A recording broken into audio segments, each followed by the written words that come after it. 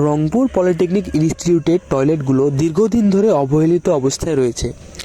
বিশেষ করে বেশ কয়েকটি টয়লেটের গেট ভাঙা ও অকার্যকর হয়ে রয়েছে, যা শিক্ষার্থীদের জন্য প্রতিদিনের ভোগান্তির কারণ হয়ে দাঁড়িয়েছে। আমাদের ইনস্টিটিউটের এই টয়লেটগুলো নিয়ে ইনস্টিটিউট প্রশাসনের কাছে আপনার দাবি দাওয়াগুলো কি? এখানে অবশ্যই ইনস্টিটিউট প্রশাসনের কাছে, প্রশাসনিক যারা অধিদপ্তরে যারা এই ধরনের কাজ করেন, এই ধরনের নিয়ে কাজ করে, তাদের কাছে অবশ্যই আমাদের চাওয়া থাকবে যে এই ধরনের এই ওয়াশরুমগুলো যাতে দ্রুত সংস্কার করা হয়। সরজমিনে দেখা যায় অনেক দরজা ঠিকভাবে বন্ধ হয় না, কোথাও তালার ব্যবস্থা নেই, আবার কোথাও দরজার অংশ আংশিক ভেঙে গেছে। ফলে শিক্ষার্থীদের গোপনীয়তা মারাত্মকভাবে ব্যাহত হচ্ছে। আমাদের পলিটেকনিকের যে টয়লেটগুলোর বেহাল অবস্থা, বিভিন্ন জায়গার ভাঙ্গা, দরজার অংশ ভাঙ্গা, এই বিষয়টাকে আপনি কিভাবে দেখেন? আসলে এই বিষয়গুলো যদি আমরা বিশ্লেষণ করি তাহলে দেখা যাচ্ছে যে আমরা এই বিষয়গুলো বারবার আমাদের প্রশাসনের কাছে উপস্থাপন করছি। তো প্রশাসন আমাদেরকে অনেক সময় আশ্বাস দিয়েছে যে তারা এই বিষয়গুলো নিয়ে কাজ করবে, কিন্তু পরবর্তীতে দেখা যাচ্ছে তারা কিছুদিন পরে এই জিনিসগুলো ভুলে যাচ্ছে।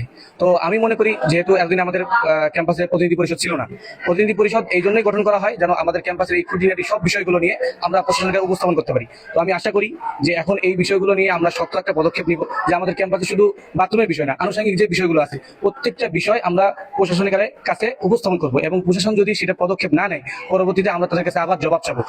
তো আমি আশা করি যে অল্প কিছুদিনের মধ্যে হয়তো প্রশাসন এই পদক্ষেপ নেবে। যদি না নেয় তাহলে পরবর্তীতে আমরা প্রশাসনের কাছে এই বিষয়গুলো নিয়ে জানতে চাবো যে কেন তারা এটা করতেছে না। কতটুকু প্রভাবিত বলতে, এটা অনেক ক্ষেত্রেই প্রভাবিত করে। যেমন আমি উদাহরণ দিই যে আমি কিছুদিন আগেই আমাদের ক্লাস হয় 1313 সামনে যে ওয়াশরুম গুলো আছে, সেই ওয়াশরুম গুলোর মধ্যে আমি দেখতেছি সেগুলোর দরজা নেই।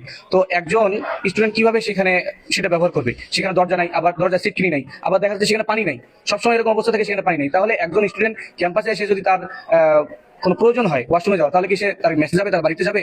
এটা কিভাবে সম্ভব? এ বিষয়ে শিক্ষার্থীদের সঙ্গে কথা বললে তারা ক্ষোভ প্রকাশ করেন এবং জানান, দীর্ঘদিন ধরে এই সমস্যা চললেও কোনো কার্যকর পদক্ষেপ নেওয়া হয়নি। কর্তৃপক্ষের কাছে শিক্ষার্থীদের দাবি, টয়লেটের গেটগুলো অতি দ্রুত সংস্কার করে শিক্ষার্থীদের জন্য একটি সুস্থ এবং স্বাস্থ্যকর পরিবেশ নিশ্চিত করা হোক।